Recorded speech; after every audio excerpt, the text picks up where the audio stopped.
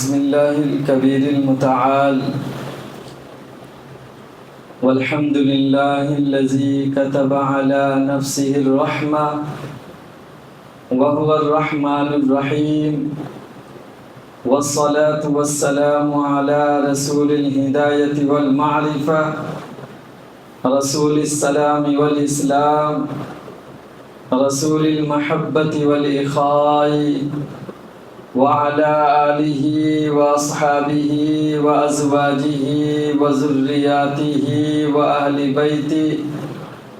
وبارك وسلم تسليما كثيرا كثيرا أما بعد قال الله تبارك وتعالى في كلامه المبارك ولا تقولوا لمن يقتل في سبيل الله أموات بل أحياء ولكن لا تشعرون صدق الله العظيم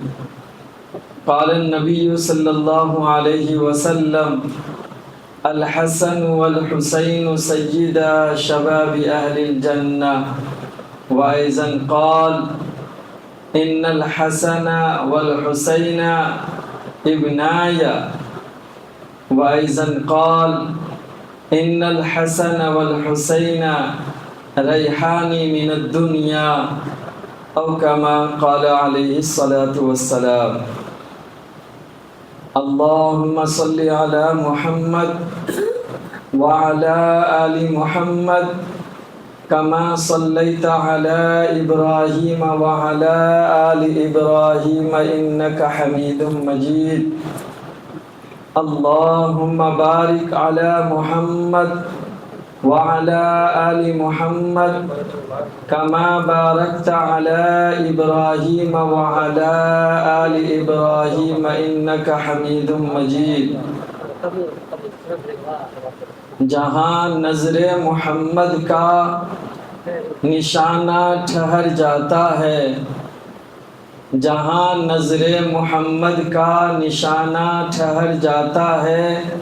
وہاں اپنا تو اپنا ہے بیگانہ ٹھہر جاتا ہے۔ گواہ ہے مسجد نبوی کی دیواریں وہ سنگریزے، گواہ ہے مسجد نبوی کی دیواریں وہ سنگریزے، نواسا ہو جو کندھے پر تو نانا ٹھہر جاتا ہے۔ محترم حضرات، سب سے پہلے میں اللہ تبارک و تعالیٰ کا شکر ادا کرتا ہوں کہ اللہ نے مجھے اور آپ سب کو انسان بنایا ہے، ایمان کی دولت سے نوازا ہے، اور اللہ تبارک و تعالیٰ نے جمعہ جیسے مبارک دن میں مجھے اور آپ سب کو مسجد آنے کی توفیق عطا فرمائی ہے۔ ہم اللہ سے دعا کرتے ہیں اللہ تعالیٰ ہم سب کے مسجد آنے کو قبول فرمائے۔ محترم حضرات، آج ایک طرف جمعہ کا دن ہے اور دوسری طرف یوم عاشورہ بھی ہے۔ جمعہ کی فضیلت کا اندازہ آپ اس بات سے لگا سکتے ہیں، آقا محمد مصطفیٰ صلی اللہ علیہ وسلم نے فرمایا ما من مسلم یموت یوم الجمعۃ او لیلۃ الجمعہ الا وقاہ اللہ تعالی فتنۃ القبر، کہ جو بھی مسلمان جمعہ کے دن میں یا جمعے کی رات میں انتقال کرتا ہے، مرتا ہے، تو اللہ تبارک و تعالی جمعہ کی برکت کی وجہ سے اس کو قبر کے فتنے سے محفوظ رکھتا ہے، قبر کے عذاب سے اس کو بچا لیتا ہے۔ تو یہ جمعہ کی فضیلت ہے، اور بہت سارے فضائل جمعہ کے تعلق سے حدیث شریف میں آئے ہیں۔ تو ایک طرف جمعہ کی فضیلت ہے اور دوسری طرف یوم عاشورہ کی فضیلت ہے۔ یوم عاشورہ یعنی 10ویں محرم، اس کو اللہ تبارک و تعالیٰ نے جب سے یہ دنیا بنی ہے، آسمان و زمین بنے ہیں، سورج اور چاند کا نظام بنا ہے، جب سے دن ہفتے مہینے بنے ہیں، تب سے اللہ تبارک و تعالیٰ نے یوم عاشورہ کو ایک خاص مقام و مرتبہ عطا کیا ہے۔ رمضان المبارک کے مہینے کے روزے فرض ہونے سے پہلے یوم عاشورہ کا روزہ فرض ہوا کرتا تھا، تو آپ اندازہ لگائیں کہ یوم عاشورہ کی کیا فضیلت ہے۔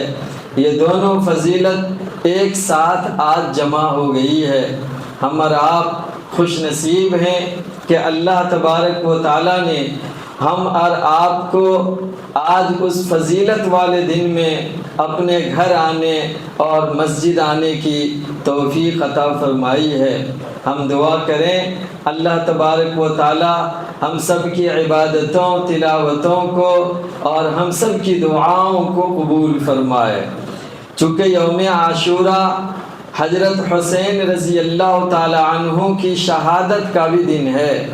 یوم عاشورہ کو ہی حضرت حسین رضی اللہ تعالی عنہ کو بڑی بے دردی کے ساتھ ظالمانہ اور سفاکانہ طریقے سے یزید کے گورنر عبید اللہ ابن زیاد کے حکم پر شہید کر دیا گیا تھا۔ اس لیے میں مناسب سمجھتا ہوں کہ امام حسین رضی اللہ تعالی عنہ کے تعلق سے اور ان کی شہادت کے تعلق سے کچھ اہم باتیں آپ کے سامنے رکھی جائیں۔ محترم حضرات، ہم اور آپ جانتے ہیں کہ رسول اللہ صلی اللہ علیہ وسلم کے وصال کے بعد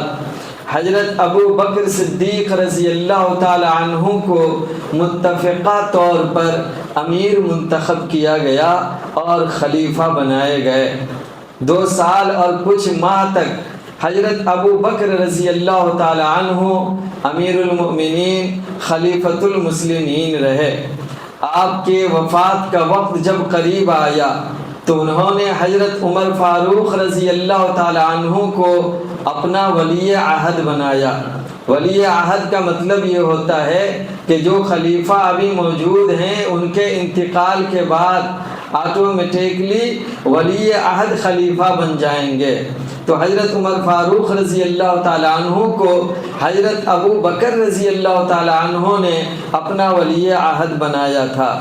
اس کے بعد جب حضرت عمر فاروق رضی اللہ تعالی عنہ تقریباً 10 سال اور کچھ ماہ تک خلیفہ رہے اور بڑی تیزی سے اسلام ایک ملک سے دوسرے ملک میں، ایک گاؤں سے دوسرے گاؤں میں، ایک قریہ سے دوسرے قریہ میں، ایک بستی سے دوسرے بستی میں، ایک شہر سے دوسرے شہر میں، ایک علاقے سے دوسرے علاقے میں پہنچتا چلا گیا اور بڑی تیزی کے ساتھ مسلمانوں نے فتوحات حاصل کیے۔ اس وقت کے جتنے بھی سپر پاور ملک تھے جو اپنے آپ کو طاقتور سمجھتے تھے، اس میں 2 بڑا نام روم اور ایران کا تھا۔ جہاں کے بادشاہ کا لقب قیصر و کسریٰ ہوا کرتا تھا۔ حضرت عمر فاروق رضی اللہ تعالی عنہ کے زمانے میں فتوحات کے جو دروازے کھلے ہوئے تھے اور جو سلسلہ جاری تھا، حضرت عمر فاروق رضی اللہ تعالی عنہ کے دور خلافت میں ہی ان دونوں ملکوں پر بھی اللہ تبارک و تعالی نے اسلام کا پرچم لہرایا، اور مصر جیسے تاریخی ملک میں بھی اللہ تبارک و تعالی نے انہی کے زمانے میں فتوحات عطا کیے۔ بڑی تیزی کے ساتھ حکومت بڑھتی رہی، توسیع ہوتی رہی، اور پھر ایک وقت آیا جب ایک دشمن نے حضرت عمر فاروق رضی اللہ تعالی عنہ پر حملہ کیا اور ان کی شہادت ہوئی اور وفات کا وقت قریب آیا، تو حضرت عمر فاروق رضی اللہ تعالی عنہ نے 6 لوگوں کے نام تجویز کیے اور لوگوں سے کہا کہ ان 6 میں سے آپ کسی کو بھی خلیفہ میرے بعد بنا سکتے ہیں۔ ان 6 میں حضرت عثمان رضی اللہ تعالی عنہ کو متفقہ طور پر تیسرا خلیفہ منتخب کیا گیا۔ حضرت عثمان رضی اللہ تعالی عنہ کی خلافت کے شروع کا 6 سال بہت ہی شاندار رہا ہے، بہت ہی اچھا رہا ہے۔ 6 سال کی مدت جو شروع کی رہی ہے اس میں کسی طرح کا کوئی فتنہ، کسی طرح کا کوئی خون خرابہ، کسی طرح کی کوئی لڑائی جھگڑے آپس میں مسلمانوں کے درمیان نہیں ہوئے، لیکن دشمنوں کو یہ بات برداشت نہیں ہوئی۔ اسی زمانے میں عبداللہ ابن سبا نام کا ایک شخص جو یہودی تھا، جب اس نے دیکھا کہ بڑی تیزی سے مسلمان آگے بڑھ رہے ہیں، ترقی کر رہے ہیں، اسلامی حکومت قائم ہو رہی ہے، اسلامی حکومت اور سلطنت دور دراز تک پہنچتی جا رہی ہے، تو اس سے رہا نہیں گیا، اور وہ بڑا ہوشیار، بڑا بہت ہی چالاک تھا۔ اس نے یہ چال چلی کہ چلو ہم مسلمان بن جاتے ہیں، اور مسلمان بن کر مسلمانوں کے ساتھ میں رہ کر اور پھر وہاں پر مسلمانوں کے خلاف سازش کریں گے، اور ان کو آپس میں ہی لڑانے اور ان کے درمیان میں خون خرابہ کرانے کی ہم کوشش کریں گے۔ وہ یہ ناپاک سازش کو لے کر، ناپاک ارادے کے ساتھ وہ اپنے آپ کو مسلمان کہہ کر مسلمان کی صف میں آ گیا، اور پھر اس وقت میں بہت سارے وہ لوگ تھے جو نو مسلم تھے، نئے نئے اسلام قبول کرے تھے، وہ ابھی تاریخ اسلام کو اور اسلام کی حقانیت کو اتنے اچھے طریقے سے نہیں سمجھتے تھے جتنے اچھے طریقے سے صحابہ کرام سمجھا کرتے تھے۔ تو اس کے ساتھ میں ایک بڑی ٹیم جو نو مسلموں کی تھی وہ تیار ہو گئی، اور پھر عبداللہ ابن سبا نے یہ کہنا شروع کر دیا کہ حکومت کے اصل حقدار حضرت علی رضی اللہ تعالیٰ عنہ ہیں، خلیفہ بننے کا حق حضرت علی رضی اللہ تعالیٰ عنہ کو تھا۔ اور پھر اس نے اپنی طرف سے کچھ حدیثیں گڑھ لیں، من گھڑت روایات بنا کر کے لوگوں میں بیان کرنا اور بتلانا شروع کر دیا، اور حضرت عثمان رضی اللہ تعالیٰ عنہ کے خلاف اس نے ماحول بنانا شروع کر دیا۔ جھوٹ کو اگر 1 سے 2 بار، 4 سے 5 بار، 10 بار، 20 بار، 50 اور 100 بار جھوٹ کو بولا جائے تو بار بار جھوٹ بولنے کی وجہ سے لوگ جھوٹ بات کو بھی سچ سمجھنا شروع کر دیتے ہیں۔ اور وہی ہوا کہ کچھ دنوں اور کچھ سالوں کے بعد حضرت عثمان رضی اللہ تعالیٰ عنہ کے خلاف ایک جماعت تیار ہو گئی، اور ان لوگوں نے مل کر حضرت عثمان رضی اللہ تعالیٰ عنہ کو پہلے خلافت چھوڑنے کے لیے کہا، لیکن حضرت عثمان رضی اللہ تعالیٰ عنہ نے یہ حوالہ دیا کہ مجھے رسول اللہ صلی اللہ علیہ وسلم نے خصوصی طور پر یہ نصیحت اور وصیت کیا تھا کہ عثمان، جب تم خلیفہ بنو گے تو ایک جماعت تمہیں خلافت چھوڑنے پر مجبور کرے گی، تم ہرگز خلافت مت چھوڑنا، چونکہ آقا کا حکم ہے اس لیے میں خلافت نہیں چھوڑ سکتا۔ ان ظالموں نے حضرت عثمان رضی اللہ تعالیٰ عنہ کو ایک دن گھیر لیا چاروں طرف سے، جس مکان میں رہتے تھے اس مکان کا گھراؤ کر لیا گیا، محاصرہ کر لیا گیا، اور کئی دنوں تک کے ان پر کھانا پانی سب کچھ بند کر دیا گیا، اور اس کے بعد کچھ دشمن چھت کے اوپر سے گھس کر مکان کے اندر داخل ہو گئے، اور حضرت عثمان رضی اللہ تعالی عنہ کو بے دردی کے ساتھ شہید کر دیا گیا۔ یہ فتنے کا وہ دور تھا، فتنے کا آغاز تھا، جس میں مسلم معاشرے کا اکثریت حصہ اس میں شکار اور مبتلا ہو چکا تھا۔ اس زمانے میں جب حضرت عثمان رضی اللہ تعالی عنہ کی شہادت کا واقعہ پیش آیا، حالات بہت خراب تھے۔ حضرت امیر معاویہ رضی اللہ تعالی عنہ، جن کو حضرت عثمان رضی اللہ تعالی عنہ نے اپنے دور خلافت میں ہی ملک شام کی ذمہ داری دے رکھی تھی، حضرت امیر معاویہ رضی اللہ تعالی عنہ نے کہا کہ یہ جتنے بھی ظالم اور دشمن ہیں، جن لوگوں نے بھی حضرت عثمان رضی اللہ تعالی عنہ کو شہید کیا ہے، ان کو گرفتار کیا جائے، ان کو پکڑا جائے، اور ان کے خلاف سخت کارروائی کی جائے، اور اس کو سخت ترین سزا دی جائے۔ اور حضرت علی رضی اللہ تعالی عنہ یہ چاہتے تھے کہ ابھی حالات خراب ہیں، ابھی اگر اس طرح پکڑ کر لوگوں کو سزا دینا شروع کر دیا جائے تو ہو سکتا ہے اس میں کچھ معصوم لوگ بھی پکڑے چلے جائیں، ان کی بھی جان چلی جائے، اس لیے ابھی پہلے ماحول کو ٹھنڈا ہونے دیا جائے، جب حالات پرامن ہو جائیں گے پھر اس کے بعد چن چن کر کے جو ظالم ہیں ان کو گرفتار کیا جائے گا اور ان کو سزا دی جائے گی۔ ان باتوں کو لے کر حضرت علی رضی اللہ تعالیٰ عنہ اور حضرت عثمان رضی اللہ تعالیٰ عنہ کے خلاف حضرت امیر معاویہ رضی اللہ تعالیٰ عنہ کے درمیان ہی اختلافات بڑھ گئے۔ اختلافات اتنے بڑھ گئے کہ ایک علاقے کی ذمہ داری حضرت علی رضی اللہ تعالیٰ عنہ نے قبول کر لی اور دوسرے علاقے کی ذمہ داری حضرت معاویہ رضی اللہ تعالیٰ عنہ نے قبول کر لیا، اور پھر دونوں کے درمیان بڑی جنگ ہوئی ہے۔ دونوں کے درمیان جو جنگیں ہوئی ہیں ان میں آپس میں لڑنے والے، آپس میں مرنے اور شہید ہونے والے وہ سب کے سب مسلمان تھے، اور بڑے بڑے درجے کے جلیل القدر صحابہ اس میں تھے جو ایک دوسرے کے ہاتھوں ہی شہید ہو گئے۔ یہ وہ فتنے کا دور تھا۔ لیکن جب حضرت علی رضی اللہ تعالی عنہ کی شہادت کا واقعہ پیش آیا تو حضرت علی رضی اللہ تعالی عنہ کی شہادت کے بعد حضرت حسن رضی اللہ تعالی عنہ نے اپنے والد حضرت علی کے قائم مقام خلیفہ بنے، اور 6 مہینے کے بعد حضرت حسن رضی اللہ تعالی عنہ نے اپنے عہدے سے معزول ہو کر حضرت امیر معاویہ رضی اللہ تعالی عنہ سے صلح کر لیا کہ آپ ہی امیر رہیں۔ مسلمانوں کے حکومت کے یہ 2 ٹکڑے ہونا مسلمانوں کے حق میں مفید نہیں ہے، ہم یہ چاہتے ہیں امیر کوئی ایک ہو، آپ امیر رہیں، ہم آپ کے ہاتھ پر بیعت کرتے ہیں، ہم آپ سے صلح کرتے ہیں۔ اور اس طرح حضرت حسن رضی اللہ تعالی عنہ نے صلح کر لی۔ اس کے بعد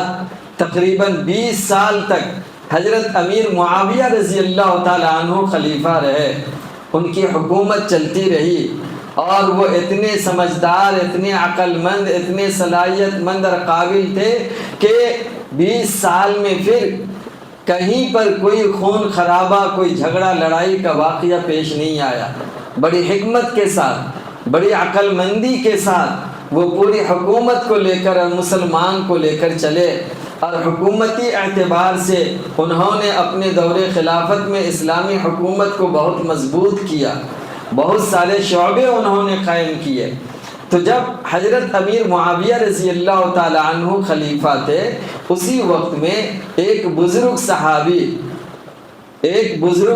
صحابی مغیرہ ابن شعبہ رضی اللہ تعالیٰ عنہ نے حضرت امیر معاویہ رضی اللہ تعالیٰ عنہ کو یہ مشورہ دیا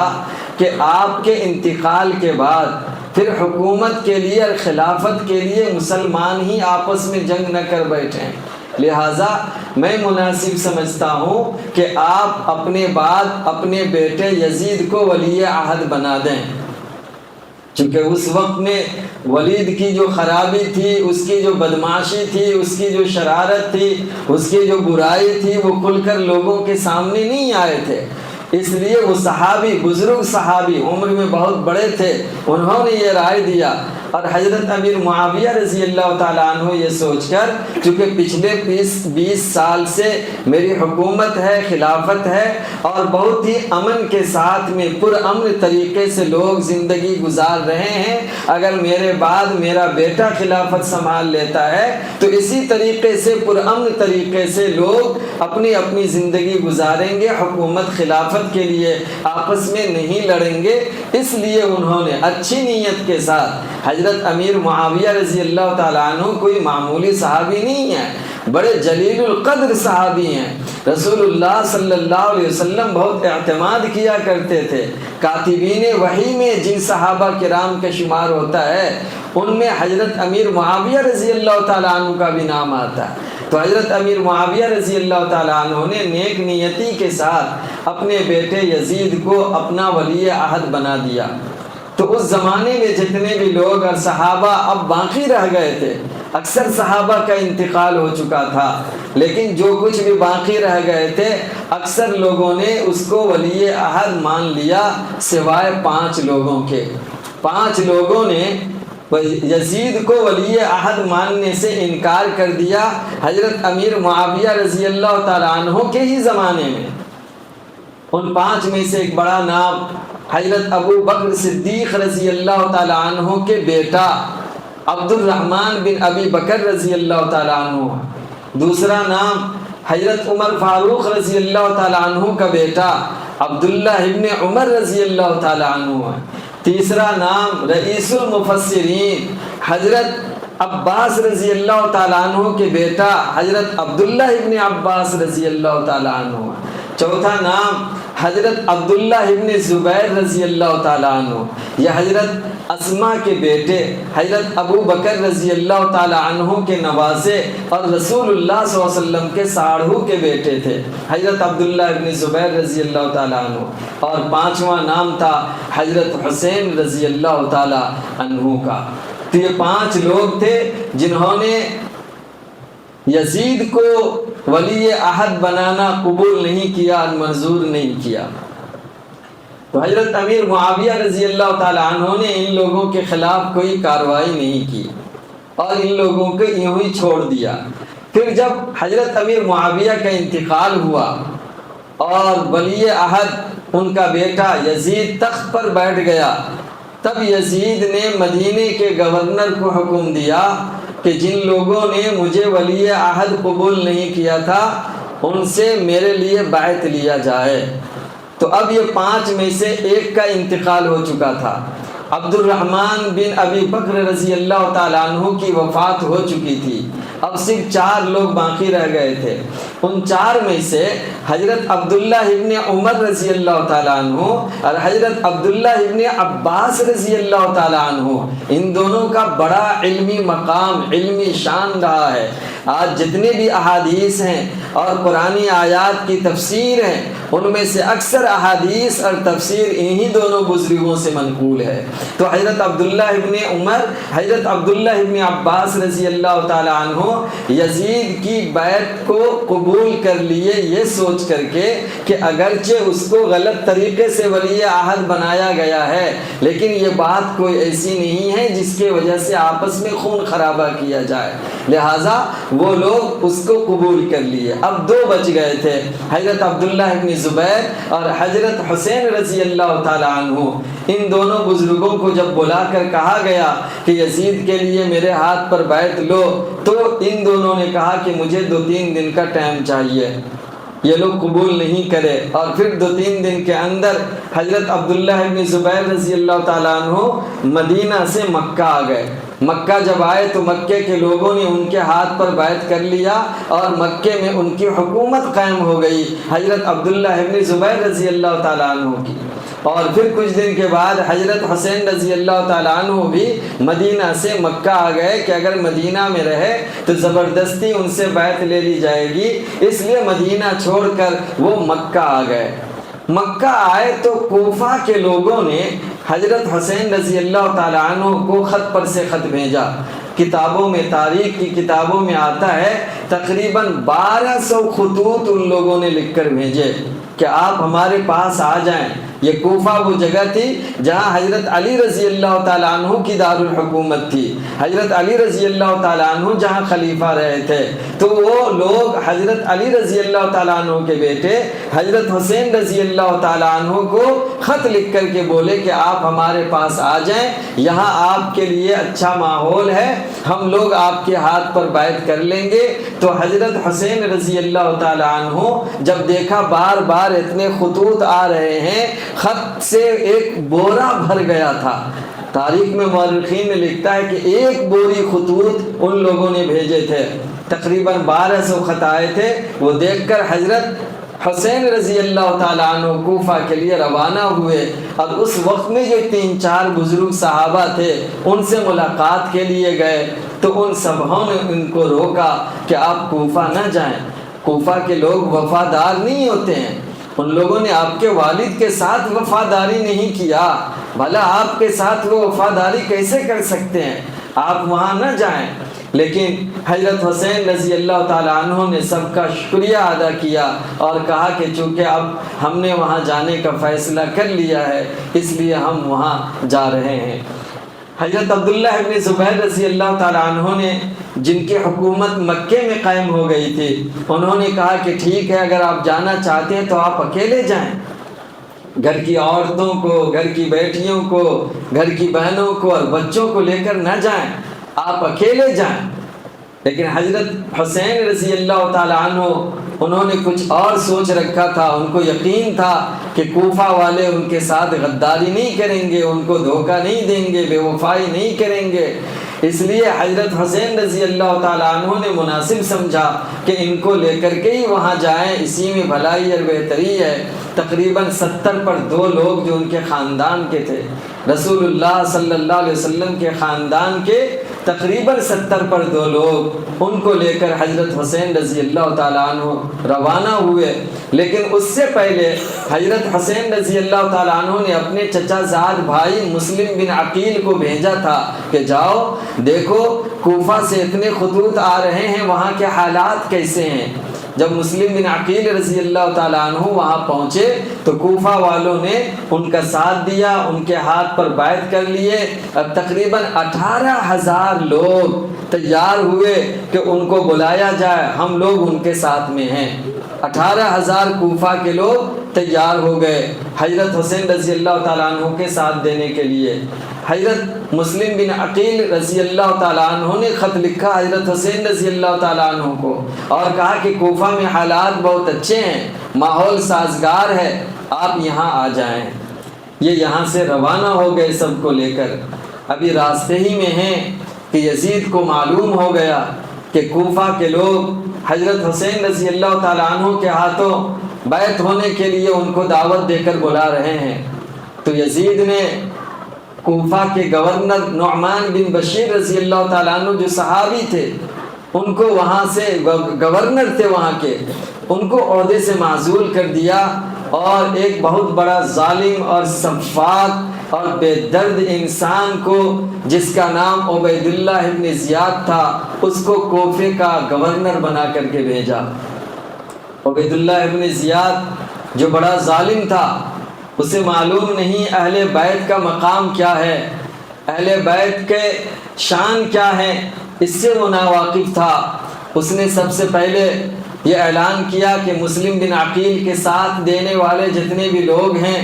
وہ سب ان سے الگ ہو جاؤ، ورنہ ان کو گرفتار کر کے قید خانے میں ڈال دیا جائے گا، اس کو قتل کر دیا جائے گا، مار دیا جائے گا۔ آپ اندازہ لگائیں عبید اللہ ابن زیاد کتنا بڑا ظالم ہوگا۔ اس ظالم کے ڈر اور خوف سے 18,000 لوگوں میں سے 12,000 صرف رہ گئے، پھر کچھ دن کے بعد 12,000 سے 4,000 رہ گئے، اور ایک وقت ایسا آیا کہ 4,000 میں سے صرف 4 آدمی مسلم بن عقیل کے ساتھ میں رہے، باقی سب لوگوں نے ساتھ چھوڑ دیا۔ اور پھر ان 4-5 لوگوں کو عبید اللہ ابن زیاد نے گرفتار کر کے قتل کروا دیا۔ اب یہ جو اتنے حالات خراب ہو گئے، اس کے بارے میں حضرت حسین رضی اللہ تعالیٰ عنہ کو اطلاع دینے کے لیے حضرت مسلم بن عقیل رضی اللہ تعالیٰ عنہ نے خط لکھا، لیکن وہ خط پہنچ نہیں پایا کہ حضرت حسین رضی اللہ تعالیٰ عنہ اپنے لوگوں کو لے کر عراق کے بالکل سرحد پر پہنچ گئے تھے۔ ادھر ان کو قتل کر دیا گیا۔ یہ خبر جب حضرت حسین رضی اللہ تعالیٰ عنہ کو ملی تو حضرت حسین رضی اللہ تعالیٰ عنہ نے سوچا کہ اب یہاں سے واپس چلے جائیں، مناسب نہیں ہے کوفہ جانا، اس لیے کہ اب وہاں کے حالات اور ماحول صحیح نہیں ہے، یہاں سے ہم واپس ہو جاتے ہیں۔ تو مسلم بن عقیل رحمۃ اللہ رضی اللہ تعالیٰ عنہ کے جو بھائی اور بھتیجے اور بیٹے تھے حضرت حسین کے ساتھ میں، ان لوگوں نے کہا کہ اب ہم یہاں سے اپنے باپ کا بدلہ لیے بغیر نہیں جا سکتے ہیں، ہم اپنے باپ کا بدلہ لیے بغیر نہیں جا سکتے، اپنے بھائی کا بدلہ لیے بغیر نہیں جا سکتے ہیں۔ اب حضرت حسین رضی اللہ تعالیٰ عنہ کے پاس 2 آپشن تھا، یا تو ان لوگوں کو چھوڑ دیتے کہ ٹھیک ہے تم جاؤ اکیلے بدلہ لے لو اور وہ واپس ہو جاتے، دوسرا آپشن یہ تھا کہ جو لوگ ان کا ساتھ دینے مکہ سے وہاں تک آئے ہیں یہ بھی ان کا ساتھ دیں کر چلیں کہ ٹھیک ہے چلو دیکھتے ہیں کیا بات ہوتی ہے۔ الغرض حضرت حسین رضی اللہ تعالیٰ عنہ آگے بڑھے، میدان کربلا میں جب پہنچے تو وہاں پر عبید اللہ ابن زیاد نے ایک آدمی کو 1,000 کا لشکر اور ایک آدمی کو 4,000 کا لشکر دے کر بھیجا، اور اس طرح 5,000 کا لشکر حضرت حسین رضی اللہ تعالیٰ عنہ کو آ کر میدان کربلا میں روک لیتا ہے۔ میدان کربلا میں جب اس لشکر کے امیر سے بات ہوتی ہے تو حضرت حسین رضی اللہ تعالیٰ عنہ 3 باتیں رکھتے ہیں، کہتے ہیں کہ دیکھو ہم کو یہاں سے مکہ واپس جانے دو، ہم جنگ کرنے لڑنے کے لیے نہیں آئے ہیں، ہم یہاں سے مکہ چلے جاتے ہیں، پہلی بات۔ دوسری بات یہ کہ یا تو ہمیں یزید کے پاس لے کر چلو، ہم ڈائریکٹ یزید سے اس معاملے میں بات کریں گے، اور تیسرا آپشن، تیسری بات یہ تھی کہ یا ہم کو کسی اسلامی سرحد پر بھیج دو، وہاں پر ہم دشمنوں سے لڑ کر مقابلہ کرتے ہوئے اپنی جان دے دیں گے۔ لیکن عبید اللہ ابن زیاد اس بات پر مصر تھا اور بضد تھا کہ کسی بھی حال میں حضرت حسین سے بیعت لینا ہے یزید کی خلافت کے لیے، لیکن حضرت حسین رضی اللہ تعالیٰ عنہ اس کے لیے تیار نہیں ہوئے۔ کہا کہ میں اس کو جیسا جانتا ہوں اس حساب سے میرے لیے ہرگز یہ مناسب نہیں ہے کہ میں اس کے لیے بیعت لوں۔ وہ بیعت کے لیے تیار نہیں ہوئے، اور پھر وہیں پر دشمنوں نے ان پر حملہ کیا، اور دشمنوں سے مقابلہ کرتے ہوئے عبید اللہ ابن زیاد کے لشکر سے لڑتے ہوئے ان کا پورا خاندان وہاں شہید ہو گیا۔ آپ آنکھ بند کر کے تصور کیجئے، اندازہ لگائیے کہ آپ کے گود میں آپ کا بچہ ہے، آپ کو دشمن نے چاروں طرف سے گھیر رکھا ہے، ایک بچہ دودھ پیتا بھی ہے آپ کے ہاتھ میں، یکے بعد دیگرے آپ اپنے خاندان کے بچوں کو، آپ اپنے خاندان کی بیٹیوں کو، آپ اپنے خاندان کے لڑکوں کو مرتے اور شہید ہوتے ہوئے دیکھ رہے ہیں۔ آپ اندازہ لگائیے اس وقت میں آپ کے دل پر کیا گزرے گا، کیسی تکلیف ہوگی اور کیسا درد ہوگا۔ یہ ہر آدمی تھوڑی دیر کے لیے آنکھ بند کر کے سوچے تو ایک حد تک اس غم کا اندازہ لگا سکتا ہے جس غم کا سامنا حضرت حسین رضی اللہ تعالی عنہ نے میدان کربلا میں کیا تھا۔ وہ حضرت حسین جن کے بارے میں آقا محمد مصطفیٰ صلی اللہ علیہ وسلم فرماتے تھے کہ حسن اور حسین یہ جنت کے سردار، نوجوانوں کے سردار ہیں۔ آپ صلی اللہ علیہ وسلم نے کہا کہ حسن اور حسین دنیا کے میرے پھول ہیں۔ حضرت حسن اور حسین رضی اللہ تعالیٰ عنہ کے تعلق سے رسول اللہ صلی اللہ علیہ وسلم اکثر یہ کہا کرتے تھے کہ اللہ میں ان سے محبت کرتا ہوں، اے اللہ میں حسن حسین سے محبت کرتا ہوں، تو بھی ان سے محبت کر، اور تو ان لوگوں سے بھی محبت کر جو لوگ ان سے محبت کریں۔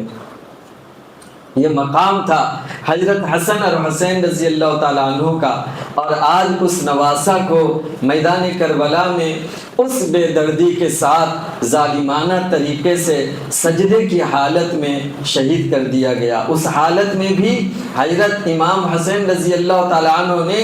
ایک وقت کی نماز قضا نہیں کی۔ آج کا مسلمان محرم کے مہینے میں جلوس نکال کر یا حسین کا نعرہ لگا کر کے سڑکوں کو جام کر کے ہنگامہ مچاتے ہوئے نظر آتا ہے،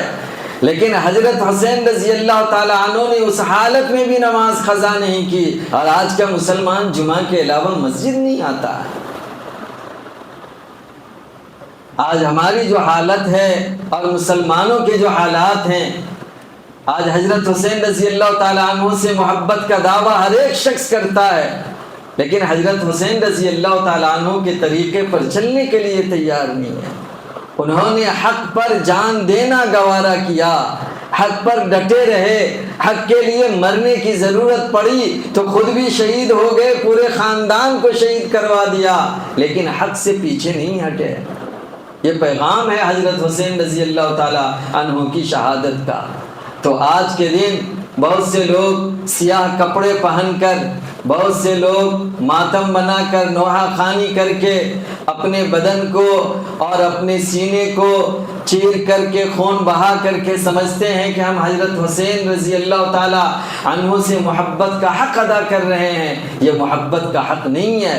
محبت کا حق ادا کرنا ہے تو اس طریقے پر چلنا ہوگا جس طریقے پر حضرت حسین رضی اللہ تعالیٰ عنہ نے چل کر کے اسلام کی حقانیت کو ثابت کر دیا کہ ہم حق پر ڈٹے رہیں گے، خواہ اس کے لیے جان بھی قربان ہو جائے تو اس کی پرواہ نہیں کریں گے۔ آخری میں ایک شعر کہہ کے میں اپنی بات کو ختم کرتا ہوں کہ نظر کے سامنے جو بدر کا میدان رکھتا ہے، نظر کے سامنے جو بدر کا میدان رکھتا ہے، ہر ایک لمحہ ہتھیلی پر وہ اپنی جان رکھتا ہے، ہر ایک لمحہ ہتھیلی پر وہ اپنی جان رکھتا ہے۔ حسین ابن علی نے کربلا میں کر دیا ثابت، حسین ابن علی نے کربلا میں کر دیا ثابت، گھرانہ مصطفیٰ کا